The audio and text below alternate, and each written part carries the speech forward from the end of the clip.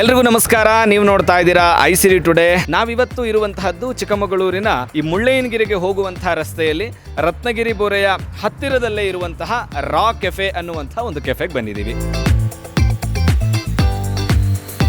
ನನ್ನ ಹೆಸರು ನಾಗಚೈತ್ರ ಅಂತ. ಹುಟ್ಟಿದ್ದು ಚಿಕ್ಕಮಗಳೂರು, ಕಾರಣಾಂತರಕ್ಕೆ ಹೊರಗಡೆ ಎಲ್ಲ ಓದಿದ್ದೆ. ಚಿಕ್ಕಮಗಳೂರಿಗೆ ಬಂದ್ಮೇಲೆ ಈ ಥರದ್ದೊಂದು ಕೆಫೆ ಶುರು ಮಾಡಬೇಕು, ಆರ್ಗ್ಯಾನಿಕ್ಲಿ ಜನಗಳಿಗೆ ಒಂದಷ್ಟು ಒಳ್ಳೆ ಪದಾರ್ಥಗಳನ್ನು ಕೊಡಬೇಕು ಅಂತ ಅನ್ಸಿದ್ದು ಹೇಗೆ? ಇಲ್ಲಿ ನಮ್ಮ ಪ್ರಕೃತಿ, ನಮ್ಮಲ್ಲಿರೋ ಈ ಒಂದು ರಿಚ್ ರಿಸೋರ್ಸಸ್ ನೋಡಿದಾಗ ನಮ್ಮ ಅನುಭವ ಮತ್ತೆ ಇದನ್ನ ಒಂದು ಕಡೆ ಮಾಡ್ಬೋದಲ್ಲ ಅಂತೇಳಿ ಆವಾಗ ನಾವು ಈ ಒಂದು ಆರ್ಗ್ಯಾನಿಕ್ ಫುಡ್ ಕಡೆ ನಾವು ಟರ್ನ್ ಆದ್ವಿ. ಅದನ್ನ ಇವತ್ತು ತನಕ ನಡೆಸ್ಕೊಂಡು ಬಂದ್ವಿ. ಆದರೆ ಅದರಲ್ಲಿ ತುಂಬ ಸಮಸ್ಯೆಗಳಿತ್ತು. ಏನಂದರೆ ಆವಾಗ ಆರ್ಗ್ಯಾನಿಕ್ ಹೌದು ಅಲ್ವಾ ಅಂತ ಜನಕ್ಕೆ ಭರವಸೆ ಕೊಡೋದು ಹೇಗೆ, ಆಮೇಲೆ ಜನ ನಾವು ತಲುಪಿಸಿದ್ದನ್ನ ಮನೆಯಲ್ಲಿ ಅಡುಗೆ ಮಾಡ್ಕೊಳ್ಳೋಕೆ ಆಗದಲ್ಲೇ ಇರೋಂಥ ಸ್ಥಿತಿನಲ್ಲಿ ತುಂಬ ಜನ ಇದ್ದಾರೆ.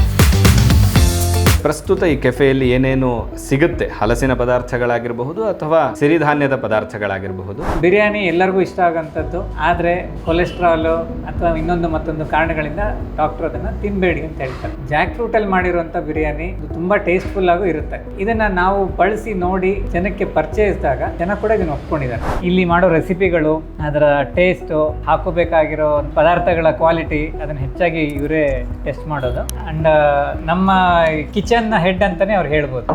ಹೊಸದಾಗೇನೋ ಶುರು ಮಾಡ್ತೀವಿ ಅಂದಾಗ ಒಂದು ಆತಂಕ ಇರುತ್ತೆ. ಸೊ ನಿಮಗೆ ಆ ಸ್ಥಿತಿ ಹೇಗಿತ್ತು? ಇಲ್ಲಿಗೆ ಬಂದು ಹೊಸದಾಗಿ ಒಂದು ಕೆಫೆ ಶುರು ಮಾಡೋಣ ಅಂತಂದಾಗ ನಿಮ್ಮ ಮನಸ್ಥಿತಿ ಹೇಗಿತ್ತು? ಇಲ್ಲ, ಮಾಡ್ಬೋದು, ಮುಂದುವರಿಬೋದು, ಅದಕ್ಕೆ ತುಂಬ ಡಿಮ್ಯಾಂಡ್ ಇದೆ ಅಂತ. ಆ ಕರೋನಾ ಟೈಮಲ್ಲಿ ಎಲ್ಲರೂ ಹೆಲ್ದಿಫೈ ಆಗ್ತಾ ಇತ್ತು. ಸೊ ಆ ಕಾನ್ಸೆಪ್ಟ್ ನಂಗೆ ತುಂಬ ಇಷ್ಟ ಆಗಿತ್ತು.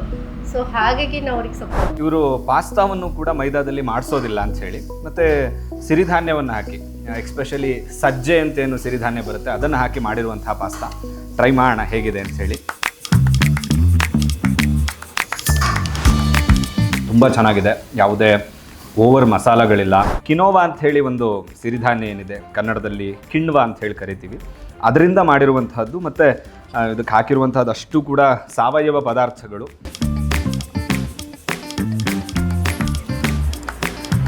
ಸೊ ನಮ್ಮ ಮುಂದೆ ಇವಾಗ ಚಿಕನ್ ಬಿರಿಯಾನಿ ಇದೆ. ಚಿಕನ್ ಬಿರಿಯಾನಿ ಅಲ್ಲ, ಇದು ಹಲಸಿನಕಾಯಿ ಬಿರಿಯಾನಿ. ನೋಡೋದಕ್ಕೆ ಯಾವ ನಾನ್ ವೆಜ್ ಬಿರಿಯಾನಿಗೂ ಕಡಿಮೆ ಅಂತ ಅನ್ನಿಸ್ತಾ ಇಲ್ಲ.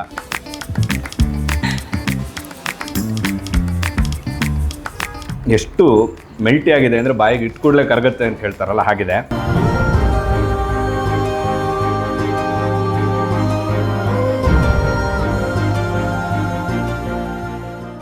ಎಲ್ರಿಗೂ ನಮಸ್ಕಾರ. ನೀವು ನೋಡ್ತಾ ಇದ್ದೀರಾ ಐಸಿರಿ ಟುಡೇ. ನಾನು ಶಶಾಂಕ ಹಿಂದೂ. ಚೇಂಜ್ ಮೇಕರ್ಸ್, ಬದುಕಿದ ಮೈಲಿಗಲ್ಲು ವಿಶೇಷ ಕಾರ್ಯಕ್ರಮಕ್ಕೆ ತಮಗೆಲ್ಲರಿಗೂ ಕೂಡ ಆತ್ಮೀಯವಾದಂತಹ ಸ್ವಾಗತ. ನಾವಿವತ್ತು ಇರುವಂತಹದ್ದು ಚಿಕ್ಕಮಗಳೂರಿನ ಈ ಮುಳ್ಳಯ್ಯನಗಿರಿಗೆ ಹೋಗುವಂತಹ ರಸ್ತೆಯಲ್ಲಿ ರತ್ನಗಿರಿ ಬೋರೆಯ ಹತ್ತಿರದಲ್ಲೇ ಇರುವಂತಹ ರಾ ಕೆಫೆ ಅನ್ನುವಂಥ ಒಂದು ಕೆಫೆಗೆ ಬಂದಿದ್ದೀವಿ. ಈ ಕೆಫೆಯ ವಿಶೇಷತೆ ಏನು ಅಂತ ಹೇಳಿದ್ರೆ, ಇಲ್ಲಿ ಯಾವುದೇ ರೀತಿಯಾದಂತಹ ಮೈದಾವನ್ನು ಬಳಸದೆ ಆರ್ಗ್ಯಾನಿಕ್ ಫುಡ್ಗಳನ್ನು ಮಾತ್ರ ಕೊಡ್ತಾ ಇದ್ದಾರೆ. ಅಂದರೆ ಹಲಸನ್ನು ಹೆಚ್ಚಾಗಿ ಪ್ರಮೋಟ್ ಮಾಡುವುದರ ಮುಖಾಂತರ, ಅಂದರೆ ಹಲಸಿನ ಬಿರಿಯಾನಿ ಇರಬಹುದು, ಹಲಸಿನ ಪಿಜ್ಜಾ ಇರಬಹುದು, ಹಲಸಿನ ಪಾಸ್ತಾ ಇರಬಹುದು, ಹಲಸಿನ ಕಬಾಬ್ ಇರಬಹುದು. ಈ ರೀತಿಯಾಗಿ ಹಲಸಿನ ಒಂದಷ್ಟು ಐಟಮ್ಗಳು ಸಿಗುತ್ತೆ. ಮತ್ತು ಸಿರಿಧಾನ್ಯಗಳ ಒಂದಷ್ಟು ಪಿಜ್ಜಾ ಇರಬಹುದು, ಸ್ಯಾಂಡ್ವಿಚ್ ಆಗಿರಬಹುದು, ಈ ರೀತಿಯ ಅನೇಕ ಇಲ್ಲಿ ಪದಾರ್ಥಗಳು ಸಿಗುತ್ತೆ ಅನ್ನುವಂಥದ್ದನ್ನು ಕೇಳಿದ್ವಿ. ಹಾಗಾಗಿ ಒಳಗಡೆ ಹೋಗಿ ಅಲ್ಲಿನ ಓನರೇ ಇದ್ದಾರೆ, ಅವರನ್ನು ಮಾತಾಡಿಸ್ತಾ ಹೋಗೋಣ. ಏನಂತಾರೆ ಕೇಳೋಣ ಬನ್ನಿ.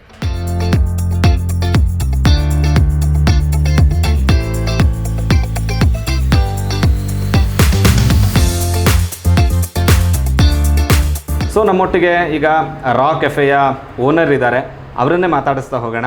ಸರ್ ನಮಸ್ತೆ, ಕಾರ್ಯಕ್ರಮಕ್ಕೆ ಆತ್ಮೀಯವಾದಂತಹ ಸ್ವಾಗತ. ತಮ್ಮ ಹೆಸರು, ಪರಿಚಯ, ಯಾವ ಊರು ನಿಮ್ಮದು, ಎಲ್ಲಿ ಓದಿದ್ದು ಅಂತ ಹೇಳಿ. ಸರ್ ನನ್ನ ಹೆಸರು ನಾಗಚೈತ್ರ ಅಂತ. ಹುಟ್ಟಿದ್ದು ಚಿಕ್ಕಮಗಳೂರು, ಕಾರಣಾಂತರಕ್ಕೆ ಹೊರಗಡೆ ಎಲ್ಲ ಓದಿದ್ದೆ. ಕಡೆಗೆ ಇಂಜಿನಿಯರಿಂಗ್ ಇಲ್ಲೇ ಚಿಕ್ಕಮಗಳೂರಲ್ಲಿ ಮುಗಿಸ್ದೆ. ತದನಂತರ ಕೆಲವು ವರ್ಷ ಇಲ್ಲಿ ವ್ಯಾಪಾರ ಮಾಡಿ ನೆಕ್ಸ್ಟು ಒಂದು ಸ್ಟಾರ್ಟಪ್ ಮಾಡಬೇಕು ಅನ್ನೋ ಉದ್ದೇಶದಿಂದ ಬೆಂಗಳೂರಲ್ಲಿ 2013ರಿಂದ 2021 ತನಕ ಒಂದು ಸ್ಟಾರ್ಟಪ್ ನಡೆಸ್ತಾ ಇದ್ವಿ. ಮತ್ತು 2021ರಿಂದ ಈಚೆ ಮತ್ತು ಚಿಕ್ಕಮಗಳೂರಲ್ಲೇ ಸೆಟ್ಲ್ ಆಗಿದೆ.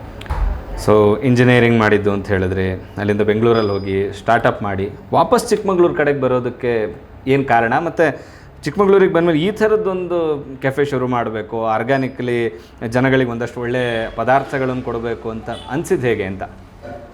ಇದು ದೇವ್ರಿಚ್ಛೆ ಅನಿಸುತ್ತೆ. ನಾವು ಸ್ಟಾರ್ಟಪ್ ಮಾಡಿದಾಗ ಒಂದು ಪಾಸ್ ಮೆಷಿನ್ ನಾವು ಮಾಡ್ತಾ ಇದ್ವಿ. ಅದಕ್ಕೆ ನಮಗೆ ಹೆಚ್ಚಿನಂಶ ಕ್ಲೈಂಟ್ ಇದ್ದಿದ್ದು ಒಂದು ಕಡೆ ಆಯುರ್ವೇದಿಕ್ ಮತ್ತು ಆರ್ಗ್ಯಾನಿಕ್ ಫುಡ್ನ ಪ್ರಮೋಟ್ ಮಾಡ್ತಿದ್ದಂಥ ಪತಂಜಲಿ ಮತ್ತು ರವಿಶಂಕರ್ ಅವರ ಸಂಸ್ಥೆಗಳು. ಇನ್ನೊಂದು ಕಡೆ ನಮಗೆ ನಮ್ಮ ಪಾಸ್ ಮೆಷಿನ್ ಯೂಸ್ ಮಾಡ್ತಾ ಇದ್ದಿದ್ದು ಈ ಕಾರ್ಪೊರೇಟ್ ಕೆಫೆಟೇರಿಯಾಗಳು. ಅಲ್ಲಿ ನಮಗೆ ಕಂಡು ಬಂದಿದ್ದು ಒಂದು ಕಡೆ ಒಳ್ಳೆಯ ಆಹಾರ ಪ್ರಮೋಟ್ ಮಾಡ್ತಾ ಇದ್ದಾರೆ, ಆದರೆ ಇನ್ನೊಂದು ಕಡೆ ಜನ ಬಳಸ್ತಾ ಇರೋದು ಫಾಸ್ಟ್ ಫುಡ್ಗಳು. ಇದೆರಡು ಕಡೆ ಮಧ್ಯೆ ಒಂದು ಕನೆಕ್ಷನ್ ಇಲ್ಲ. ಜನಕ್ಕೆ ಬಯಸಿದ್ರೂ ಸಹ ಅವರಿಗೆ ಈ ಆರ್ಗ್ಯಾನಿಕ್ ಫುಡ್ ಸಿಗ್ತಾ ಇಲ್ಲ, ಇಲ್ಲಿ ಪ್ರಮೋಟ್ ಮಾಡ್ತಿರೋರಿಗೆ ಆ ಒಂದು ಪಬ್ಲಿಕ್ ಸಿಗ್ತಾ ಇಲ್ಲ, ಕಸ್ಟಮರ್ ಸಿಗ್ತಾ ಇಲ್ಲ. ಇದು ನಮಗೆ ಅವಾಗ ಗಮನಕ್ಕೆ ಬಂದಿತ್ತು. ಇದಕ್ಕೇನಾದ್ರು ಮಾಡಬಹುದು ಅಂತ ಅಂದ್ಕೊಳ್ತಾ ಇದ್ವಿ, ಮಾಡೋಕ್ಕೆ ಅವಕಾಶ ಆಗಿರಲಿಲ್ಲ. ಆದರೆ ಈ ಕೋವಿಡ್ 2020 ಮತ್ತು 2021ರಲ್ಲಿ ನಮಗೆ ಬಲವಂತವಾಗಿ ನಮ್ಮ ಊರಿಗೆ ತಂದು ಕೂರಿಸ್ತು. ತಲೆ ಕೆಲಸ ಮಾಡ್ತಾನೆ ಇತ್ತು. ಇಲ್ಲಿ ನಮ್ಮ ಪ್ರಕೃತಿ, ನಮ್ಮಲ್ಲಿರೋ ಈ ಒಂದು ರಿಚ್ ರಿಸೋರ್ಸಸ್ ನೋಡಿದಾಗ ನಮ್ಮ ಅನುಭವ ಮತ್ತು ಇದನ್ನು ಒಂದು ಕಡೆ ಮಾಡ್ಬೋದಲ್ಲ ಅಂಥೇಳಿ ಆವಾಗ ನಾವು ಈ ಒಂದು ಆರ್ಗ್ಯಾನಿಕ್ ಫುಡ್ ಕಡೆ ನಾವು ಟರ್ನ್ ಆದ್ವಿ. ಅದನ್ನು ಇವತ್ತು ತನಕ ನಡೆಸ್ಕೊಂಡು ಬಂದಿದ್ವಿ. ಸೊ ಅಂದರೆ ಯೋಚನೆ ಬಂದ ಕೂಡಲೇ ಇದನ್ನು ಸ್ಟಾರ್ಟ್ ಮಾಡಿದ್ರು ಅಥವಾ ಸ್ವಲ್ಪ ಸಮಯ ಹಿಡಿತು ಈ ಔಟ್ಲೆಟನ್ನು ಶುರು ಮಾಡಲಿಕ್ಕೆ? ಯೋಚನೆ ಬಂದಾಗ ನಾವು ಫಸ್ಟು ಜನಕ್ಕೆ ಆರ್ಗ್ಯಾನಿಕ್ ಫುಡ್ನ ತಲುಪಿಸ್ಬೇಕು ಅಂತ ನಾವು ಪ್ರಯತ್ನ ಮಾಡಿದ್ವಿ. ಆದರೆ ಅದರಲ್ಲಿ ತುಂಬ ಸಮಸ್ಯೆಗಳಿತ್ತು. ಏನಂದರೆ ಆವಾಗ ಇದು ಆರ್ಗ್ಯಾನಿಕ್ ಹೌದೋ ಅಲ್ವಾ ಅಂತ ಜನಕ್ಕೆ ಭರವಸೆ ಕೊಡೋದು ಹೇಗೆ, ಆಮೇಲೆ ಜನ ನಾವು ತಲುಪಿಸಿದ್ದನ್ನು ಮನೆಯಲ್ಲಿ ಅಡುಗೆ ಮಾಡ್ಕೊಳ್ಳೋಕೆ ಆಗದಲ್ಲೇ ಇರೋಂಥ ಸ್ಥಿತಿನಲ್ಲಿ ತುಂಬ ಜನ ಇದ್ದಾರೆ ಬೆಂಗಳೂರಂಥ ಜಾಗದಲ್ಲಿ. ಸೊ ಇವೆಲ್ಲ ನಮಗೆ 1 ವರ್ಷ 2 ವರ್ಷ ನಮಗೆ ಅನುಭವ ಬಂತು. ಇಲ್ಲಿಂದ ಸಾಗಾಟದ ವೆಚ್ಚ ಕೂಡ ಕೆಲವು ಸಲ ಆ ವಸ್ತುಗಿನ್ನ ಜಾಸ್ತಿ ಆಗಿ ಹೋಗ್ತಾ ಇತ್ತು. ಅದಕ್ಕೆ ಅದು ಇನ್ನೊಂದು ಸ್ಟೇಜ್ ಮುಂದೆ ಇದೆ.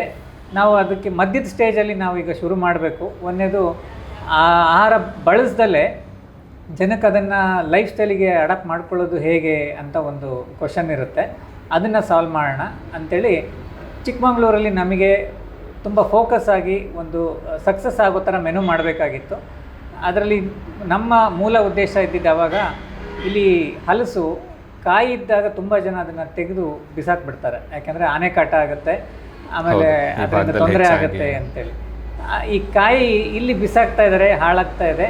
ಅದೇ ಸಮಯದಲ್ಲಿ ಇದೇ ಹಲಸಿನಕಾಯಿಗೆ ಅಂತಾರಾಷ್ಟ್ರೀಯ ಮಾರುಕಟ್ಟೆಯಲ್ಲಿ ತುಂಬ ಬೆಲೆ ಇದೆ. ಅದನ್ನು ಕೋವಿಡ್ ಸಮಯದಲ್ಲಿ ಮಾಂಸಕ್ಕೆ ಬದಲಾಗಿ ಅದನ್ನು ತುಂಬ ಹೆಚ್ಚಿನ ಬೆಲೆ ಕೊಟ್ಟು ಬಳಸ್ತಾಯಿದ್ರು. ಇದು ಒಂದು ಒಳ್ಳೆಯ ವಸ್ತು ಆಗ್ಬೋದು. ಇದರಿಂದ ನಮ್ಮ ರೈತರಿಗೆ ಸಹ ಮಾರುಕಟ್ಟೆ ಕ್ರಿಯೇಟ್ ಆದರೆ ಒಂದು ಹೆಚ್ಚು ಅವರಿಗೆ ಪ್ರತಿ ವರ್ಷ ಅದರಿಂದ ಆದಾಯ ಬರ್ಬೋದು. ಯಾಕೆಂದರೆ ಇಲ್ಲಿ ನ್ಯಾಚುರಲಾಗಿ ಬೆಳೆಯುವಂಥದ್ದು, ಯಾರು ಹಲಸನ್ನು ನೆಟ್ಟು ಬೆಳೆಸೋದಿಲ್ಲ, ಅದಕ್ಕೆ ಯಾರು ಗೊಬ್ಬರ ಹಾಕೋದಿಲ್ಲ. ಸೊ ಇದು ನ್ಯಾಚುರಲಾಗಿ ಆರ್ಗ್ಯಾನಿಕ್ ಆಗಿದೆ. ಇದ್ರ ಮೇಲೆ ನಾವು ಸ್ವಲ್ಪ ಇನೋವೇಷನ್ ಮಾಡಬೇಕಂತೇಳಿ ನಾವು ಶುರು ಮಾಡ್ಕೊಂಡ್ವಿ. ಅದನ್ನು ಶುರು ಮಾಡಿದಾಗ ನಾವು ಮಾಡಿರೋ ಪದಾರ್ಥಗಳನ್ನ ಜನಕ್ಕೆ ಪರಿಚಯಿಸೋದು ಹೇಗೆ, ಸೊ ಅದನ್ನು ಪರಿಚಯಿಸೋಕ್ಕೋಸ್ಕರ ನಾವು ಈ ರಾ ಕೆಫೆನ ಒಂದು ಎಕ್ಸ್ಪೀರಿಯನ್ಸ್ ಸೆಂಟ್ರಾಗಿ ನಾವು ಸ್ಟಾರ್ಟ್ ಮಾಡ್ತೀವಿ. ಸೊ ಹೇಳಿದ್ರಿ ಇಂಜಿನಿಯರಿಂಗ್ ಓದಿದ್ದು, ಸ್ಟಾರ್ಟಪ್ ಮಾಡಿದ್ದು, ಆ ಫೀಲ್ಡಿಂದ ಇಲ್ಲಿಗೆ ಬಂದಿದ್ದಕ್ಕೆ ಕಾರಣ ಹೇಳಿದ್ರಿ. ಆದರೆ ಸೊ ಸಡನ್ನಾಗಂತೂ ಬಂದಿರೋಕ್ಕೆ ಸಾಧ್ಯ ಇಲ್ಲ. ಇದ್ರ ಬಗ್ಗೆ ಒಂದಷ್ಟು ಅಧ್ಯಯನ ಇರಬೇಕು ಅಥವಾ ತಿಳಿಸಿರುವಂಥವ್ರು ಯಾರಾದರೂ ಇರಬೇಕು. ಹಲಸಿನ ಬಗ್ಗೆ ನಿಮ್ಮ ಜೊತೆ ಮಾತಾಡ್ತಾ ತಿಳಿತು, ಹಲಸಿನ ಉಪಯೋಗಗಳು ಎಷ್ಟಿದ್ದಾವೆ, ಅದರಿಂದ ಬೆನಿಫಿಟ್ ಏನೇನಿದೆ, ಏನೇನು ಪದಾರ್ಥಗಳನ್ನು ಮಾಡ್ಬೋದು ಎಲ್ಲ ಹೇಳ್ತಾ ಇದ್ರಿ. ಸೊ ಆಕರ್ಷಣೆ ಈ ಕಡೆಗೆ ತಿರುಗಿದ್ದು ಹೇಗೆ ಅಂತ, ಇಂಜಿನಿಯರಿಂಗ್ ಫೀಲ್ಡಿಂದ ಈ ಸಿರಿಧಾನ್ಯದ ಕಡೆ, ಆರ್ಗ್ಯಾನಿಕ್ ಫುಡ್ಗಳ ಕಡೆ, ಹಲಸಿನ ಕಡೆ, ಇದರ ಪದಾರ್ಥಗಳ ಕಡೆ ತಿಳಿಸಿದವ್ರು ಯಾರು, ಅಥವಾ ನಿಮ್ಮ ಜೊತೆಗೆ ಯಾರ ಜೊತೆಗಿನ ಹೆಚ್ಚಿನ ಒಡನಾಟ ಇತ್ತು, ಆಕರ್ಷಣೆ ಹೇಗೆ ಅಂತ? ನಾವು ನಮ್ಮ ಒಂದು ಬಲವಾದ ನಂಬಿಕೆ ಏನಂದರೆ, ಒಂದು ಸಲ ಇಂಜಿನಿಯರ್ ಆದವರು ಏನು ಬೇಕಾದ್ರೂ ಆಗಬಹುದು ಅಂತ. ಅವರಿಗೆ ಸಣ್ಣ ವಸ್ತುಗಳನ್ನ ಜೋಡಿಸಿ ಒಂದು ದೊಡ್ಡ ವಸ್ತು ಮಾಡೋಂಥ ಒಂದು ಅನುಭವ ಇರುತ್ತೆ. ಕೋವಿಡ್ ಶುರುವಾದಾಗ ಬಲವಂತವಾಗಿ ನಾವು ಚಿಕ್ಕಮಗಳೂರಲ್ಲಿದ್ದಾಗ ನಮ್ಮ ಸ್ವಂತ ಬಳಕೆಗೆ ಅಂತೇಳಿ ನಾವು ಸಾಕಷ್ಟು ಪದಾರ್ಥಗಳು ಅದನ್ನು ಬಳಸಿ ನಮ್ಮ ಆರೋಗ್ಯ ಕೂಡ ತುಂಬ ಸುಧಾರಿಸ್ತು. ಆ ಸಮಯದಲ್ಲಿ ನಮಗೆ ಒಂದು ಕಾಂಟ್ಯಾಕ್ಟ್ ಬಂದಿದ್ದು ಶಿವಣ್ಣ ಅವರು, ನಮ್ಮ ಸಕ್ಕರೆಪಟ್ಟಣದಲ್ಲಿ ಅವ್ರು ಹಲಸಿನ ಬಗ್ಗೆ ಸಾಕಷ್ಟು ಕೆಲಸಗಳು ಮಾಡಿದ್ದಾರೆ, ಹಲಸನ್ನ ಪ್ರಮೋಟ್ ಮಾಡಬೇಕಂತೇಳಿ. ಈ ಹಲಸು ನಾವು ಸ್ವಂತ ಬಳಸಿ ಅದ್ರ ಬೆನಿಫಿಟ್ ನಮಗೆ ಗೊತ್ತಿದ್ದರಿಂದ ಆ ಶಿವಣ್ಣವ್ರ ಜೊತೆ ನಮ್ಮ ಒಡನಾಟ ಜಾಸ್ತಿ ಆಯಿತು. ಶಿವಣ್ಣವರ ಒಂದು ಛಲ, ನಮ್ಮ ಒಂದು ಬುದ್ಧಿಶಕ್ತಿ, ಅದನ್ನು ಎರಡೂ ಒಂದು ತಾಳಮೇಳ ಸರಿಯಾಯಿತು ಅಂತ ಅನ್ಬೋದು. ಅವರು ಹಣ್ಣಿನ ಬಗ್ಗೆ ಹೆಚ್ಚು ಗಮನ ಹರಿಸ್ತಾಯಿದ್ರು, ನಾವು ಹಲಸಿನ ಕಾಯಿ ಬಗ್ಗೆ ಗಮನ ಹರಿಸ್ತಾ ಇದ್ವಿ. ಸೊ ಇದು ಒಂದು ಟೋಟಲ್ ಎಕೋಸಿಸ್ಟಮ್ ಡೆವಲಪ್ ಆಗ್ತಾ ಹೋಯಿತು. ಆವಾಗ ನಾವು ಸ್ವಲ್ಪ ಮುಂದುವರೆದು ಈ ಕೆಫೆ ಸ್ಟಾರ್ಟ್ ಮಾಡಿದ್ವಿ. ಶಿವಣ್ಣವರು ನಮ್ಮ ಕೆಫೆನಲ್ಲಿ ಹಲಸಿನ ಬೀಜದ ಕಾಫಿ ಪ್ರಮೋಟ್ ಮಾಡಬೇಕು ಅಂತ ಅವ್ರ ಉದ್ದೇಶ ಇತ್ತು. ಆದರೆ ವಿಧಿ ಅದಕ್ಕೆ ಅವಕಾಶ ಕೊಡಲಿಲ್ಲ. ಸೊ ಈಗ ಈ ಕೆಫೆಯ ವಿಚಾರಕ್ಕೆ ಬರೋದಾದರೆ, ಪ್ರಸ್ತುತ ಈ ಕೆಫೆಯಲ್ಲಿ ಏನೇನು ಸಿಗುತ್ತೆ, ಹಲಸಿನ ಪದಾರ್ಥಗಳಾಗಿರಬಹುದು ಅಥವಾ ಸಿರಿಧಾನ್ಯದ ಪದಾರ್ಥಗಳಾಗಿರಬಹುದು, ಏನೇನು ಸಿಗುತ್ತೆ ಅಂತ ಹೇಳಿ. ನಾವು ಈ ಕೆಫೆ ಶುರು ಮಾಡುವಾಗ, ಕೆಫೆ ಅಂದರೆ ನಿಮಗೆ ಒಂದು ಅಂಶ ಅರ್ಥ ಆಗಿರುತ್ತೆ, ಇದನ್ನು ನಾವು ಟಾರ್ಗೆಟ್ ಮಾಡ್ತಾ ಇರೋದು ಈಗಿನ ಯುವ ಪೀಳಿಗೆಗೆ ಅಂತೇಳಿ. ಯುವ ಪೀಳಿಗೆ ನಾವು ಅವರಿಗೆ ಇವತ್ತು ಒಂದು ಒಳ್ಳೆ ದಾರಿಗೆ ತೋರಿಸಿದ್ರೆ ಖಂಡಿತ ಅವರ ಜೊತೆ ಅವರ ನೆಕ್ಸ್ಟ್ ಜನ್ರೇಷನ್ನು ಅದೇ ದಾರಿನಲ್ಲಿ ಬಂದುಬಿಡ್ತಾರೆ. ಹಾಗಾಗಿ ಯುವ ಪೀಳಿಗೆನೇ ನಾವು ಟಾರ್ಗೆಟ್ ಮಾಡೋದು. ಯುವ ಪೀಳಿಗೆಗೆ ಏನು ಬೇಕು, ಈಗ ಒಂದು ಕಾರ್ಪೊರೇಟ್ ಲೈಫ್ ಸ್ಟೈಲಲ್ಲಿ ಏನು ಹೆಚ್ಚು ಬಳಸ್ತಾ ಇರ್ತಾರೆ ಅದೇ ವಸ್ತುಗಳನ್ನ ಕೊಡಬೇಕು. ನಮ್ಮ ಇಂಡಿಯಾದಲ್ಲಿ ಯಾವುದು ತುಂಬ ಪಾಪ್ಯುಲರ್ ಇದೆ ಆ ವಸ್ತುಗಳಿಗೆ ನಮ್ಮ ಈ ಸಾವಯವ ಪದಾರ್ಥಗಳಿಂದ ಮಾಡಬೇಕು ಅಂತೇಳಿ ನಾವು ಒಂದು ಸಣ್ಣ ರಿಸರ್ಚ್ ಮಾಡಿದ್ವಿ. ಈ ರಿಸರ್ಚ್ ಮಾಡಬೇಕಾದ್ರೆ ಈಗ ಜ್ಯೂಸ್ಗಳು ಒಂದು ಏನು ಕುಡಿತೀವಿ ಅದು ತುಂಬ ಸಕ್ಕರೆ ಹಾಕಿ ಅದಕ್ಕೆ ಸ್ವೀಟ್ನಿಂಗ್ ಮಾಡ್ತಾರೆ. ನಾವು ಕುಡಿಯೋ ಎಲ್ಲ ಜ್ಯೂಸ್ಗಳಲ್ಲೂ 90% ಸಕ್ಕರೆ ಇರುತ್ತೆ, ಹಣ್ಣಿನಂಶ ಭಾರಿ ಕಡಿಮೆ ಇರುತ್ತೆ. ಈ ಸಮಯದಲ್ಲಿ ನಮಗೆ ಈ ನೀರಾ ಕೂಡ ಪರಿಚಯ ಆಯಿತು. ನಮ್ಮ ಮನೋಹರ್ ಮಸ್ಕಿ ಸರ್ ಅದನ್ನು ನೀರನ್ನು ಪ್ರಮೋಟ್ ಮಾಡ್ತಾಯಿದ್ರು. ಅವರು ಇದನ್ನು ಪರಿಚಯ ಮಾಡಿಸಿದಾಗ ನಮಗೆ ಇದು ಒಂದು ಒಳ್ಳೆ ಕಾನ್ಸೆಪ್ಟ್ ಅಂಥೇಳಿ ನೀರನ್ನು ನಾವು ಆ್ಯಡ್ ಮಾಡ್ಕೊಂಡ್ವಿ. ನಮ್ಮಲ್ಲಿ ಯಾವುದೇ ಸಕ್ಕರೆ ಬಳಸೋದಿಲ್ಲ, ಸಕ್ಕರೆಯಿಂದ ಮಾಡೋಂಥ ಯಾವುದೇ ಸಿಹಿ ಪದಾರ್ಥಗಳನ್ನ ನೀರ ಬಳಸಿ ಮಾಡ್ತೀವಿ. ಸೊ ಇದು ಆರೋಗ್ಯಕ್ಕೆ ಒಳ್ಳೆಯದು, ಇದ್ರ ಜೊತೆಗೆ ರೈತರಿಗೂ ಭಾರಿ ಒಳ್ಳೆಯದು, ಇಬ್ರಿಗೂ ಒಳ್ಳೆಯದಾಗುವಂಥದ್ದು ಅದು ಒಂದು. ಮತ್ತು ನಮ್ಮ ಭಾರತದಲ್ಲಿ ಅತಿ ಹೆಚ್ಚು ಪಾಪ್ಯುಲರ್ ಇರುವಂಥದ್ದು ಮತ್ತು ಅತಿ ಹೆಚ್ಚು ಮಾರಾಟ ಆಗೋಂಥ ವಸ್ತು ಮುನ್ನೆದು ಬಿರಿಯಾನಿ. ಬಿರಿಯಾನಿ ಎಲ್ಲರಿಗೂ ಇಷ್ಟ ಆಗೋಂಥದ್ದು. ಆದರೆ ಕೊಲೆಸ್ಟ್ರಾಲು ಅಥವಾ ಇನ್ನೊಂದು ಮತ್ತೊಂದು ಕಾರಣಗಳಿಂದ ಡಾಕ್ಟ್ರು ಅದನ್ನು ತಿನ್ನಬೇಡಿ ಅಂತ ಹೇಳ್ತಾರೆ. ಅದೇ ಸಮಯದಲ್ಲಿ ಜಾಕ್ ಫ್ರೂಟ್ ಏನಿದೆ ಇದರಲ್ಲಿ ಪೂರ್ತಿ ಫೈಬರ್ ಇರುತ್ತೆ, ಯಾವುದೇ ರೀತಿ ಕೊಲೆಸ್ಟ್ರಾಲ್ ಇರೋದಿಲ್ಲ. ಜಾಕ್ ಫ್ರೂಟ್ ತಿನ್ನೋದ್ರಿಂದ ದೇಹದಲ್ಲಿ ಸಕ್ಕರೆ ಅಂಶ ಕೂಡ ಕಂಟ್ರೋಲಲ್ಲಿರುತ್ತೆ ಅಂತ ರಿಸರ್ಚ್ ಹೇಳಿದೆ. ಜಾಕ್ ಫ್ರೂಟಲ್ಲಿ ಮಾಡಿರುವಂಥ ಬಿರಿಯಾನಿ ಅದು ತುಂಬ ಟೇಸ್ಟ್ಫುಲ್ಲಾಗೂ ಇರುತ್ತೆ. ಇದನ್ನು ನಾವು ಬಳಸಿ ನೋಡಿ ಜನಕ್ಕೆ ಪರಿಚಯಿಸಿದಾಗ ಜನ ಕೂಡ ಇದನ್ನು ಒಪ್ಕೊಂಡಿದ್ದಾರೆ. ಹಾಗಾಗಿ ಬಿರಿಯಾನಿ, ಕಬಾಬು ಈ ರೀತಿ ವಸ್ತುಗಳನ್ನೆಲ್ಲ ನಾವು ಜಾಕ್ ಫ್ರೂಟ್ ಹಲಸಿನ ಕಾಯಿ ಬಳಸಿ ಮಾಡ್ತೀವಿ. ಅದು ಜನಕ್ಕೆ ಭಾಳ ಇಷ್ಟ ಆಗ್ತಾಯಿದೆ. ಅದ್ರ ನಂತರ ನೆಕ್ಸ್ಟು ಈ ಯಂಗ್ಸ್ಟರ್ಸು ಅಂದರೆ ಜೆನ್ ಝಿ ನಂತರ ಏನು ಇದ್ದಾರೆ ಅವರು ಪಿಜ್ಜಾ, ಪಾಸ್ತಾ, ನೂಡಲ್ಸು ಈ ಥರದಕ್ಕೆ ಹೆಚ್ಚು ಇಷ್ಟಪಡ್ತಾರೆ. ಅದಕ್ಕೆ ಅದರಲ್ಲಿ ಅದು ಮೈದಾ ಬಳಕೆ ಆಗಿರುತ್ತೆ. ಮೈದಾ ಇಲ್ದ ಹಾಗೆ ಮಾಡಬೇಕು ಅಂತೇಳಿ ಅದರಲ್ಲಿ ನಾವು ಸಿರಿಧಾನ್ಯಗಳನ್ನ ಬಳಸಿ. ಯಾವ್ಯಾವ ಸಿರಿಧಾನ್ಯ ಬಳಸ್ತೀವಿ? ಈಗ ನಾವು ಸಿರಿಧಾನ್ಯ ಎಲ್ಲದೂ ಬಳಸೋಕ್ಕೆ ಅವಕಾಶ ಇದೆ. ಆದರೆ ನಾವು ಒಂದು ಫೋಕಸ್ ಆಗಿ ಹೋಗ್ತಿರೋದ್ರಿಂದ ನೂಡಲ್ಸಲ್ಲಿ ನಾವು ಕಿನೋವಾ ಬಳಸ್ತೀವಿ. ಕಿನೋವಾ ಒಂದು ಒಳ್ಳೆ ಪ್ರೋಟೀನ್. ಸೊ ನಮ್ಮ ಡಯೆಟಲ್ಲಿ ಪ್ರೋಟೀನ್ ಸಫಿಷಿಯೆಂಟಾಗಿ ಆ್ಯಡ್ ಮಾಡಬೇಕು ಅಂತ ಬಯಕೆ ಇದ್ದವರು ಈ ನೂಡಲ್ಸ್ ತಿನ್ನೋದ್ರಿಂದ ಸಫಿಷಿಯೆಂಟಾಗಿ ಕಿನೋವಾ ಅವರಿಗೆ ಸಿಗುತ್ತೆ. ಕಿಣ್ವಾ ಅಂತ ಕನ್ನಡದಲ್ಲಿ ಕರೀತಾರೆ. ಕಿನೋವಾ ಒಂದು ಇಂಗ್ಲೀಷ್ನ ರೂಪಾಂತರ. ಇದು ನೂಡಲ್ಸ್ ವಿಚಾರ. ಆದರೆ ಈ ಪಾಸ್ತಾದಲ್ಲಿ ನಾವು ಬಳಸೋದು ಫಾಕ್ಸ್ಟೈಲ್ ಮಿಲೆಟ್. ಈ ನಮ್ಮ ಕನ್ನಡದಲ್ಲಿ ಹೇಳಿದ್ರೆ ಸಜ್ಜೆ ಅಂತ ಹೇಳ್ತಾರೆ. ಸಜ್ಜೆ ಸಿರಿಧಾನ್ಯ ಅಂತೇಳಿ ಬಳಸ್ತೀವಿ. ಇದು 100% ಮಿಲೆಟಿಂದ ಆಗಿರುತ್ತೆ, ಸಿರಿಧಾನ್ಯದಿಂದ ಆಗಿರುತ್ತೆ. ಇದು ಸಹ ಜನ ತುಂಬ ಒಪ್ಕೊಂಡಿದ್ದಾರೆ, ಇಷ್ಟಪಟ್ಟಿದ್ದಾರೆ. ಇನ್ನು ನಮಗೆ ಪಿಜ್ಜಾ ಮಾಡುವಾಗ ಅದರಲ್ಲಿ ಮೈದಾ ಬಳಸೋದಿಲ್ಲ, ಹೋಲ್ ವೀಟ್ ಅಂದರೆ ಗೋಧಿ ಮತ್ತು ಸಿರಿಧಾನ್ಯ ಮತ್ತು ಹರ್ಬ್ಸ್, ಕೆಲವು ಗಿಡಮೂಲಿಕೆಗಳನ್ನ ಬಳಸ್ತೀವಿ.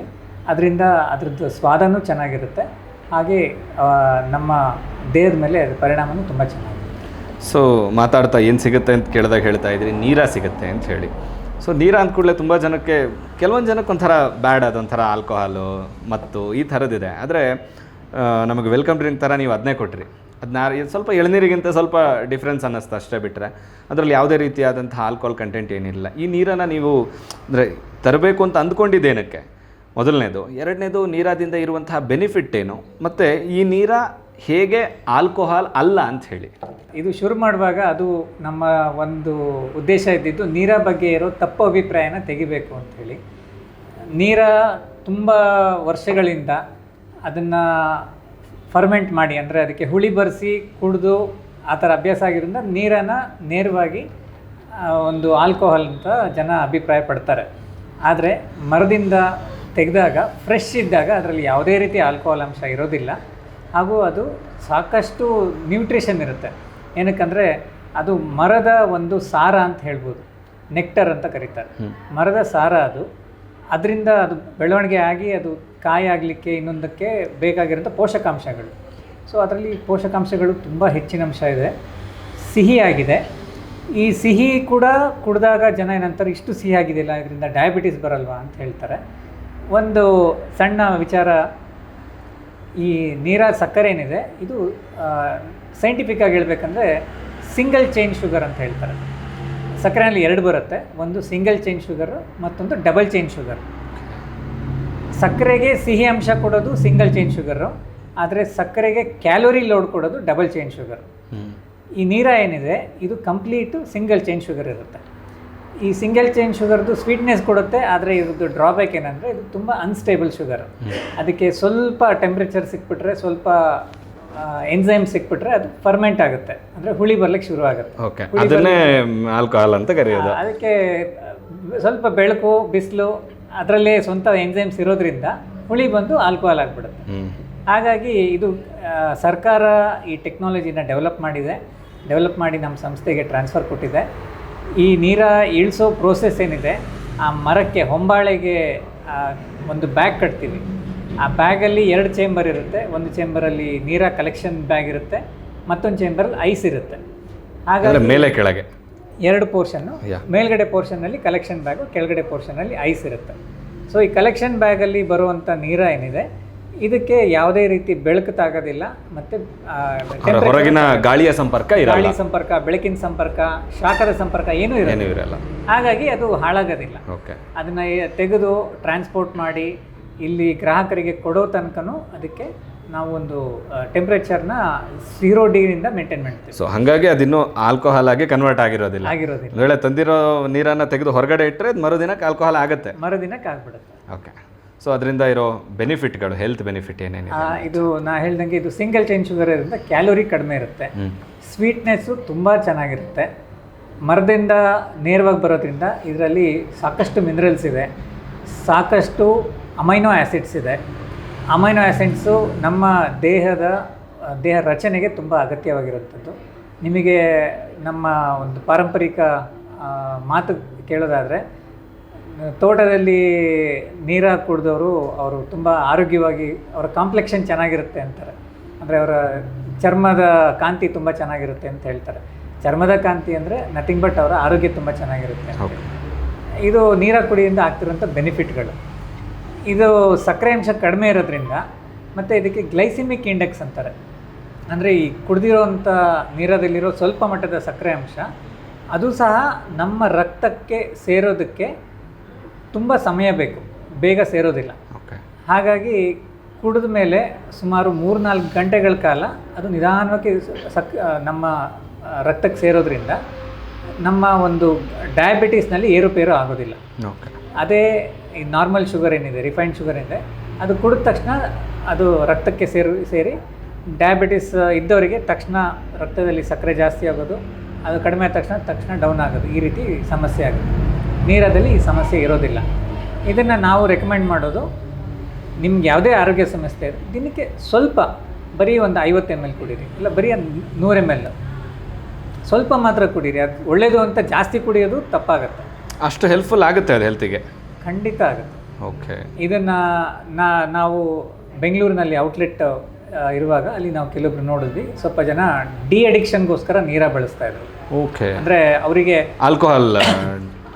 ಆಲ್ಕೋಹಾಲ್ನ ಅಭ್ಯಾಸ ಇತ್ತು. ಆಲ್ಕೋಹಾಲ್ನ ಅಭ್ಯಾಸ, ಅದರಲ್ಲಿ ಆಲ್ಕೋಹಾಲ್ನಿರೋ ಸಕ್ಕರೆ ಅಂಶನೂ ಒಂದು ಕಾರಣ ಅಡಿಕ್ಷನ್ ಆಗೋದಕ್ಕೆ. ಅವರಿಗೆ ನೀರ ಕುಡಿದಾಗ ದೇಹಕ್ಕೆ ಬೇಕಿರೋ ಒಂದು ಸಕ್ಕರೆ ಅಂಶ ಸಿಕ್ಕಾಗ ದೇಹ ಮತ್ತೆ ಅದನ್ನು ಕೇಳೋದಿಲ್ಲ, ಡಿಮ್ಯಾಂಡ್ ಮಾಡೋದಿಲ್ಲ. ಹಾಗಾಗಿ ಅವರಿಗೆ ಮತ್ತೆ ಆಲ್ಕೋಹಾಲ್ ಕುಡಿಬೇಕು ಅಂತ ಅನಿಸ್ತಾ ಇರಲಿಲ್ಲ. ಆ ರೀತಿ ಸಹ ಕೆಲವು ಜನ ಇದನ್ನು ಬಳಸಿದ್ದಾರೆ. ಇನ್ನು ಮಕ್ಕಳಿಗೆ, ಅವರಿಗೆ ಸಿಹಿ ಪದಾರ್ಥ ಇಷ್ಟನೇ, ಅವರಿಗೆ ಯಾವುದೋ ಜ್ಯೂಸ್ ಕೊಡೋ ಬದಲು ಇದೇ ನೀರಾಗೆ ಸ್ವಲ್ಪ ಹಣ್ಣು ಮಿಕ್ಸ್ ಮಾಡಿಬಿಟ್ರೆ ಒಳ್ಳೆ ಒಂದು ಹಣ್ಣಿನ ಜ್ಯೂಸ್ ಆಗುತ್ತೆ. ಅದು ಗೊತ್ತೂ ಆಗೋದಿಲ್ಲ ಎಷ್ಟು ಸಿಹಿಯಾಗಿದೆ ಹಣ್ಣು ಅಂತ, ಒಂದು ತುಂಬ ಅದನ್ನು ಆಸೆಪಟ್ಟು ಕುಡಿತಾರೆ. ಈ ರೀತಿ ಸಹ ಅದನ್ನು ಬಳಸ್ಬೋದು. ಮತ್ತು ಒಂದಷ್ಟು ಪ್ಯಾಕ್ಡ್ ಐಟಮ್ಸನ್ನು ನೋಡಿದ್ವಿ, ಏನೇನು ಸಿಗುತ್ತೆ ಅಂಥೇಳಿ? ನಾವು ಚಿಕ್ಕಮಗಳೂರಿನ ಒಂದು ವಸ್ತುಗಳನ್ನ ಸಪೋರ್ಟ್ ಮಾಡಬೇಕು, ಪ್ರಮೋಟ್ ಮಾಡಬೇಕು ಅನ್ನೋ ಉದ್ದೇಶ ಸಹ ನಮ್ಮ ಈ ಔಟ್ಲೆಟಿಗಿತ್ತು. ಹೇಗೆ ನಾವು ಆರ್ಗ್ಯಾನಿಕ್ ಫಾರ್ಮರ್ಸು, ನೈಸರ್ಗಿಕ ಕೃಷಿ ಮಾಡಿದವರಿಗೆ ಸಪೋರ್ಟ್ ಮಾಡ್ತಾ ಇದ್ದೀವಿ, ಅದೇ ರೀತಿ ಇಲ್ಲಿರೋ ಸಣ್ಣ ಉದ್ಯಮಿಗಳು ಕೂಡ ನಾವು ಸಪೋರ್ಟ್ ಮಾಡಬೇಕಂತ ಒಂದು ಉದ್ದೇಶ ಇತ್ತು. ಹಾಗಾಗಿ ಇಲ್ಲಿ ಯಾರು ಕೆಲವು ಉತ್ಪನ್ನಗಳನ್ನ ತಯಾರು ಮಾಡ್ತಾ ಇದ್ದಾರೆ, ಫಾರ್ ಎಕ್ಸಾಂಪಲ್ ಒಂದು ಚಾಕ್ಲೇಟ್, ಚಿಕ್ಕಮಂಗ್ಳೂರಲ್ಲಿ ತಯಾರಾಗ್ತಿರೋಂಥ ಚಾಕ್ಲೇಟ್ ತುಂಬ ಒಳ್ಳೆ ಚಾಕ್ಲೇಟ್ನ ಮಾಡ್ತಾ ಇದ್ದಾರೆ. ಅಭಿಷೇಕ್ ಅಂತ ಹುಡುಗ ಮತ್ತು ಅವ್ರ ತಾಯಿ ಅವರು ತುಂಬ ಚೆನ್ನಾಗಿ ಮಾಡ್ತಾರೆ. ಅದಕ್ಕೆ ನಾವಿಲ್ಲಿ ಸಪೋರ್ಟ್ ಮಾಡ್ತಾ ಇದ್ದೀವಿ. ಮತ್ತು ಅದಲ್ಲದೆ ಇಲ್ಲಿ ಚಿಕ್ಕಮಂಗ್ಳೂರಿಂದ ಹಲಸಿನ ಒಂದು ಚಿಪ್ಸ್ ಮಾಡ್ತಾರೆ. ಸೀಸನಲ್ಲಿ ಹಲಸಿನ ಚಿಪ್ಸ್ ಇಡ್ತೀವಿ, ಹಲ್ವಾಗಳಿಡ್ತೀವಿ. ಮತ್ತು ಇಲ್ಲಿನ ಅವರೆಕಾಳು ಸೀಸನ್ ಈಗ ಶುರು ಆಗ್ತಾ ಇದೆ. ಅವರೆಕಾಳಿಂದ ಕೆಲವು ಸ್ನ್ಯಾಕ್ಸ್ ಮಾಡ್ತಾರೆ, ಅದನ್ನು ಸಹ ನಾವಿಲ್ಲಿ ಪ್ರಮೋಟ್ ಮಾಡ್ತಾ ಇದ್ದೀವಿ. ಹಾಗೆ ಚಿಕ್ಕಮಗಳೂರಿನ ಯಾವುದೇ ವಿಶೇಷವಾದ ತಿಂಡಿಗಳಿದ್ದರೆ ಆ ಒಂದು ಎಂಟ್ರಪ್ರಿನರ್ಗೆ ಅದನ್ನು ಮಾರ್ಕೆಟಿಗೆ ತೊಗೊಂಡೋಗೋದಕ್ಕೆ ಕಷ್ಟ ಆಗ್ತಾ ಇದ್ದರೆ ನಾವು ಅವರಿಗೆ ಅದಕ್ಕೆ ಸಪೋರ್ಟ್ ಕೊಡ್ತೀವಿ. ಪ್ಯಾಕೇಜಿಂಗು, ಡಿಸೈನು, ಬ್ರ್ಯಾಂಡಿಂಗು ಎಲ್ಲ ರೀತಿ ಸಪೋರ್ಟ್ ನಾವು ಕೊಡ್ತೀವಿ. ಸೊ ಫೈನಲ್ ಕ್ವಶನ್ ಏನಂದರೆ, ಇಷ್ಟೆಲ್ಲ ಹೇಳಿದ್ರಿ, ಒಬ್ಬ ಕಸ್ಟಮರ್ ಇಲ್ಲಿಗೆ ನಿಮ್ಮ ಹತ್ರನೇ ತುಂಬ ಕೆಫೆಗಳಿದ್ದಾವೆ, ನಿಮ್ಮ ಹತ್ರನೇ ಬರಬೇಕು ಅಂತಂದರೆ ಯಾಕೆ ಬರಬೇಕು ಅಂತ? ನಾವು ಕಸ್ಟಮರ್ ಆ್ಯಂಗಲಿಂದ ಹೇಳೋದಾದರೆ, ಮೊದಲನೇದಾಗಿ ಬನ್ನಿ, ನಮ್ಮಲ್ಲಿರೋ ವಸ್ತುಗಳ ಟೇಸ್ಟು ನಿಮಗೆ ಭಾರಿ ಇಷ್ಟ ಆಗುತ್ತೆ. ಟೇಸ್ಟಿಗೋಸ್ಕರನೇ ನೀವು ಹೊರಗಡೆ ತಿಂತೀರಿ. ಟೇಸ್ಟ್ ಕೂಡ ನಮ್ಮದು ಭಾಳ ಚೆನ್ನಾಗಿರುತ್ತೆ. ಅದಕ್ಕೆ ಬೋನಸ್ ಆಗಿ ನಿಮ್ಮ ಆರೋಗ್ಯ ಕೂಡ ತುಂಬ ಚೆನ್ನಾಗಿರುತ್ತೆ. 2 ಫ್ಯಾಕ್ಟರು ಇದು. ನಂತರ ನಾವು ಬೇರೆ ಏನೇ ಹೇಳಿದ್ರೂ ಅದು ಹೆಚ್ಚಿನದೇ ಆಗುತ್ತೆ. ಯಾವುದೇ ನಾವು ನಮ್ಮ ಆಹಾರಗಳ ರೇಟ್ ಆಗಲಿ ನಾವು ಜಾಸ್ತಿ ಇದು ಮಾಡಿಲ್ಲ, ಜನಕ್ಕೆ ಹೊರೆ ಆಗಬಾರ್ದು ಅನ್ನೋ ದೃಷ್ಟಿಯಿಂದ. ನಮ್ಮ ಒಂದು ಆ್ಯಂಬಿಯನ್ಸ್ ಕೂಡ ಇಲ್ಲಿ ಬಂದು ಕುತ್ಕೊಂಡು ತಿನ್ಬೇಕಾದ್ರೆ ಅವರಿಗೆ ಒಂದು ಮನಸ್ಸಿಗೆ ಸಮಾಧಾನ ಆಗೋ ಥರ ಇರಬೇಕು. ಅದೇ ರೀತಿ ಆ್ಯಂಬಿಯನ್ಸ್ ಮಾಡಿದ್ದೀವಿ. ನಿಮ್ಮ ಟೇಸ್ಟಿಗೋಸ್ಕರ ಮತ್ತು ನಿಮ್ಮ ಆರೋಗ್ಯಕ್ಕೋಸ್ಕರ ಬನ್ನಿ, ಪ್ರಯತ್ನ ಮಾಡಿ.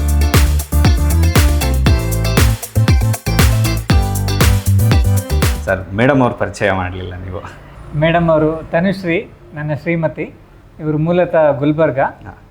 ಮದುವೆ ನಂತರ ಇಲ್ಲಿ ಬಂದು ನಮ್ಮ ಚಿಕ್ಕಮಗಳೂರಿನ ಒಂದು ಈ ಪ್ರಕೃತಿಗೆ, ಇಲ್ಲಿರೋ ಒಂದು ಆಹಾರ ಪದಾರ್ಥಗಳಿಗೆ ಇವರು ತುಂಬ ಖುಷಿಯಾಗಿ ಇಲ್ಲಿ ಪದ್ಧತಿಗಳೆಲ್ಲ ಕಲ್ತಿದ್ದಾರೆ. ಇಲ್ಲಿ ಮಾಡೋ ರೆಸಿಪಿಗಳು, ಅದರ ಟೇಸ್ಟು, ಅದಕ್ಕೆ ಹಾಕೋಬೇಕಾಗಿರೋವಂಥ ರಾ ಮೆಟೀರಿಯಲ್ ಅಂದರೆ ಪದಾರ್ಥಗಳ ಕ್ವಾಲಿಟಿ, ಅದನ್ನು ಹೆಚ್ಚಾಗಿ ಇವರೇ ಟೆಸ್ಟ್ ಮಾಡೋದು. ಆ್ಯಂಡ್ ನಮ್ಮ ಕಿಚನ್ನ ಹೆಡ್ ಅಂತಲೇ ಅವ್ರು ಹೇಳ್ಬೋದು. ಸೊ ಸಪೋರ್ಟಿವ್ ಆಗಿ ಅಷ್ಟು ನಿಲ್ತಾರಲ್ಲ, ಹೇಗನ್ಸುತ್ತೆ? ಏನೇ ಕೆಲಸ ಮಾಡಿದ್ರು, ಈ ಯಾವುದೋ ಒಂದು ಫೀಲ್ಡ್ ಬಿಟ್ಟು ಬೇರೆ ಕಡೆಗೆ ಬರ್ತೀವಿ, ಹೊಸದಾಗಿ ಒಂದು ಸ್ಟ್ರಗಲ್ ಶುರು ಆಗುತ್ತೆ ಅಂತಂದಾಗ ಸಪೋರ್ಟಿವ್ ಆಗಿ ನಿಲ್ತಾರಲ್ಲ, ಸೊ ಅವಾಗಿಂದ ನಿಂತಿದ್ದಾರೆ, ಹೇಗನ್ಸುತ್ತೆ? ಒಬ್ಬ ಗಂಡಿಗೆ ಏನೇ ಒಂದು ಹೊಸ್ತು ಮಾಡಬೇಕಂದಾಗ ಹಿಂದೆ ಹೆಣ್ಣು ನಿಂತು ನಾನು ಇದೀನಿ, ನೀನು ಮಾಡು ಅಂತ ಧೈರ್ಯ ಕೊಡೋದಿದೆಯಲ್ಲ, ಅದು ಎಲ್ಲದಕ್ಕಿಂತ ತುಂಬ ಮುಖ್ಯ ಆಗುತ್ತೆ. ಯಾಕಂದರೆ ಹೊಸ್ತು ಮಾಡಬೇಕಾದ್ರೆ ಅದರದ್ದು ಏನೂ ಗೊತ್ತಿರೋದಿಲ್ಲ. ಅದರಲ್ಲಿ ಯಶಸ್ಸು ಸಿಗುತ್ತೋ ಸಿಗಲ್ವೋ, ಸೋಲಾಗುತ್ತೋ, ಗೊತ್ತಿಲ್ಲದಲೇ ಇದ್ದಾಗ ನಾನು ಇದೀನಿ, ನೀನು ಮಾಡು ಅಂತ ಧೈರ್ಯ ಕೊಟ್ಟರೆ ಅದೇ ಒಂದು ದೊಡ್ಡ ಸಪೋರ್ಟ್ ಆಗುತ್ತೆ. ಮೇಡಮ್ ನಮಸ್ತೆ, ನಮಗೆ ಕಾರ್ಯಕ್ರಮಕ್ಕೆ ಸ್ವಾಗತ. ಸೊ ಅವ್ರು ಹೇಳಿದ್ರು ತುಂಬ ಸಪೋರ್ಟಿವ್ ಆಗಿ ನಿಂತಿದ್ದೀರಾ, ಇಲ್ಲಿಂದ ರೆಸಿಪೀಸ್ ಎಲ್ಲ ನೋಡ್ಕೋತಾ ಇದ್ದೀರಾ ಅಂತ.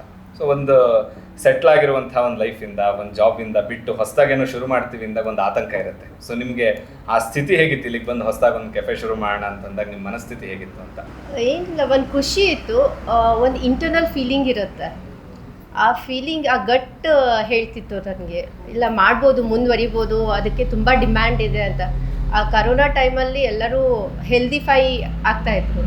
ಸೊ ಆ ಕಾನ್ಸೆಪ್ಟ್ ನಂಗೆ ತುಂಬ ಇಷ್ಟ ಆಗಿತ್ತು. ಸೊ ಹಾಗಾಗಿ ನಾವು ಅವ್ರಿಗೆ ಸಪೋರ್ಟ್ ಮಾಡ್ತೀವಿ. ಅಂದರೆ ನಿಮ್ಮದು ಮೂಲತಃ ಎಲ್ಲಿಯವರು ನೀವು?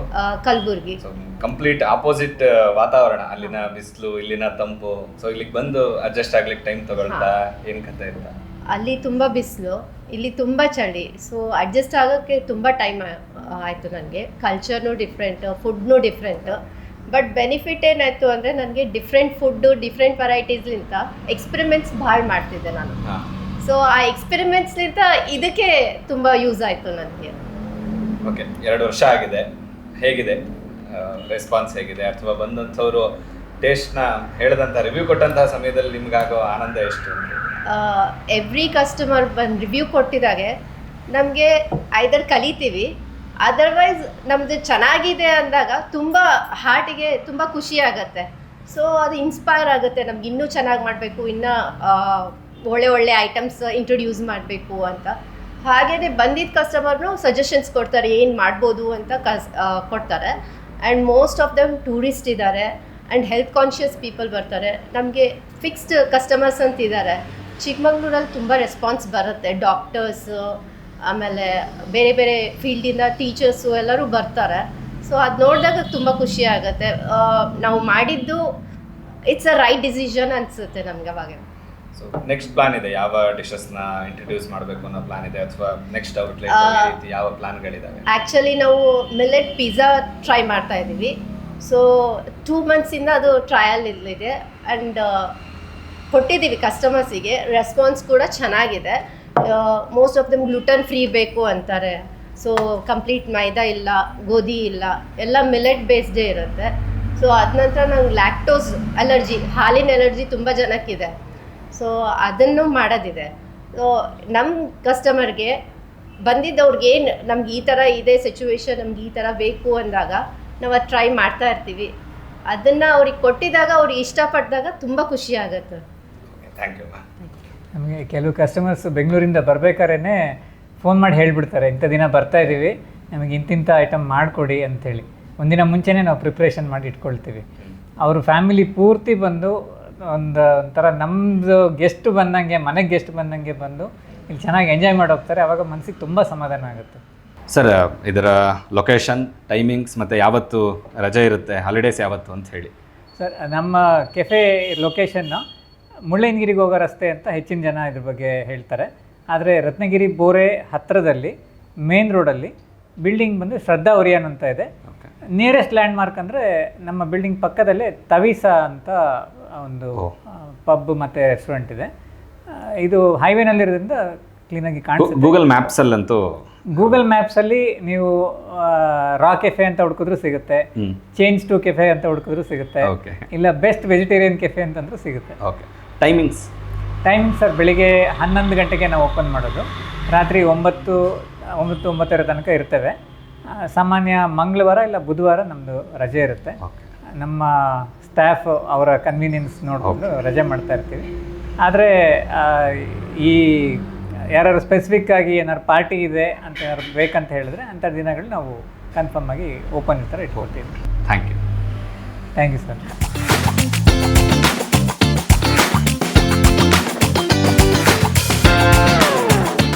ಸೊ ಇವಾಗ ನಮ್ಮ ಮುಂದೆ ಸಿರಿಧಾನ್ಯದಿಂದ ಮಾಡಿರುವಂತಹ ಒಂದು ಪಾಸ್ತಾ ಇದೆ. ಇಲ್ಲಿ ಮತ್ತೊಂದು ವಿಶೇಷ ಏನು ಅಂತ ಹೇಳಿದ್ರೆ, ಅವ್ರು ಹೇಳ್ತಾ ಇದ್ರು ಪಾಸ್ತಾವನ್ನು ಎಲ್ಲ ಕಡೆ ಮೈದಾದಲ್ಲಿ ಮಾಡ್ತಾರೆ, ಆದರೆ ಇವರು ಪಾಸ್ತಾವನ್ನು ಕೂಡ ಮೈದಾದಲ್ಲಿ ಮಾಡಿಸೋದಿಲ್ಲ ಅಂತ ಹೇಳಿ, ಮತ್ತು ಸಿರಿಧಾನ್ಯವನ್ನು ಹಾಕಿ, ಎಕ್ಸ್ಪೆಷಲಿ ಸಜ್ಜೆ ಅಂತೇನು ಸಿರಿಧಾನ್ಯ ಬರುತ್ತೆ ಅದನ್ನು ಹಾಕಿ ಮಾಡಿರುವಂತಹ ಪಾಸ್ತಾ ಟ್ರೈ ಮಾಡೋಣ ಹೇಗಿದೆ ಅಂತ ಹೇಳಿ. ತುಂಬ ಚೆನ್ನಾಗಿದೆ. ಯಾವುದೇ ಓವರ್ ಮಸಾಲೆಗಳಿಲ್ಲ ಅಥವಾ ಈ ತಿಂದ ಕೂಡಲೇ ಗಂಟ್ಲಿಗೆ ತಾಗುವಂತಹ ಯಾವುದೇ ಖಾರದ ಮಸಾಲೆಗಳಿಲ್ಲ. ತುಂಬ ಚೆನ್ನಾಗಿದೆ. ಆ್ಯಂಡ್ ಅವ್ರು ಹೇಳಿರೋ ಪ್ರಕಾರ ಬಳಸಿರುವಂಥದ್ದು ಎಲ್ಲದೂ ಆರ್ಗ್ಯಾನಿಕ್ ಆಗಿರೋದ್ರಿಂದ ಆರೋಗ್ಯಕ್ಕೂ ಕೂಡ ತುಂಬ ಒಳ್ಳೆಯದು. ಕಾರ್ನ್ ಫ್ಲೇವರ್ ಬಾಯಿಗೆ ತಾಗ್ತಾ ಇದೆ. ತುಂಬ ಚೆನ್ನಾಗಿದೆ. ಬಂದರೆ ಇದನ್ನು ಯಾವುದೇ ಕಾರಣಕ್ಕೂ ಮಿಸ್ ಮಾಡಬೇಡಿ, ಮಸ್ಟ್ ಟ್ರೈ. ಸೊ ಮತ್ತೊಂದು ಐಟಮ್ಮು, ಅದು ನೂಡಲ್ಸ್. ಬೇರೆ ಕಡೆ ಎಲ್ಲ ಇದನ್ನು ಕೂಡ ಮೈದಾದಲ್ಲೇ ಮಾಡ್ತಾರೆ, ಆದರೆ ಕಿನೋವಾ ಅಂತ ಹೇಳಿ ಒಂದು ಸಿರಿಧಾನ್ಯ ಏನಿದೆ, ಕನ್ನಡದಲ್ಲಿ ಕಿಣ್ವಾ ಅಂತ ಹೇಳಿ ಕರಿತೀವಿ, ಅದರಿಂದ ಮಾಡಿರುವಂತಹದ್ದು. ಮತ್ತು ಇದಕ್ಕೆ ಹಾಕಿರುವಂಥದ್ದು ಅಷ್ಟು ಕೂಡ ಸಾವಯವ ಪದಾರ್ಥಗಳು. ಇದು ಕೂಡ ಇಲ್ಲಿನ ಒಂದು ವೆರೈಟಿ ಅಂತ ಹೇಳ್ಬೋದು. ಮತ್ತು ಸಿರಿಧಾನ್ಯದಿಂದ ಮಾಡುವಂಥದ್ದಾಗಿರೋದ್ರಿಂದ ಆರೋಗ್ಯಕ್ಕೂ ತುಂಬ ಒಳ್ಳೆಯದಾಗಿರುತ್ತೆ.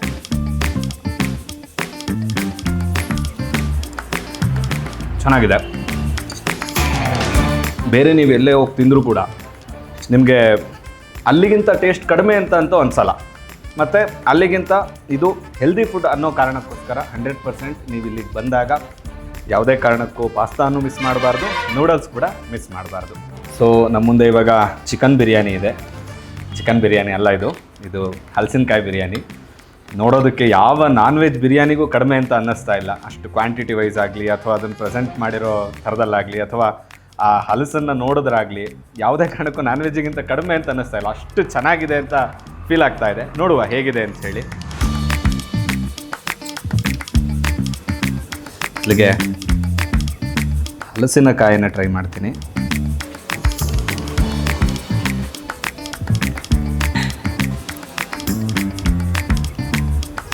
ಎಷ್ಟು ಮೆಲ್ಟಿ ಆಗಿದೆ ಅಂದರೆ ಬಾಯಿಗೆ ಇಟ್ಟು ಕೂಡಲೇ ಕರಗುತ್ತೆ ಅಂತ ಹೇಳ್ತಾರಲ್ಲ ಹಾಗಿದೆ. ಅಗಿಯೋದೇ ಬೇಡ, ಅಷ್ಟು ಚೆನ್ನಾಗಿದೆ. ಆ್ಯಂಡ್ ಆ ಹಲಸಿನಕಾಯಿಯ ಪ್ರತಿ ಭಾಗಕ್ಕೂ ಹೋಗಿರುವಂಥ ಮಸಾಲೆ ಆಗಿರ್ಬೋದು ಅಥವಾ ಎಕ್ಸ್ಟ್ರಾ ಮಸಾಲೆ ಯಾವುದೂ ಇಲ್ಲದೆ ಯಾವುದೋ ಒಂದು ಭಾಗದಲ್ಲಿ ಜಾಸ್ತಿ ಒಂದು ಭಾಗದಲ್ಲಿ ಕಡಿಮೆ ಮತ್ತು ತುಂಬ ಬಲ್ತಿರೋದಾಗಲಿ ಅಥವಾ ತುಂಬ ಎಳೆದಾಗಲಿ ಆ ರೀತಿಯಾಗಿಲ್ಲದೆ ತುಂಬ ಮೀಡಿಯಮ್ ಆಗಿರುವಂತಹ ಒಂದು ಹಲಸಿನಕಾಯಿದು ತುಂಬ ಚೆನ್ನಾಗಿದೆ. ರೈಸ್ ಒಟ್ಟಿಗಾದರೆ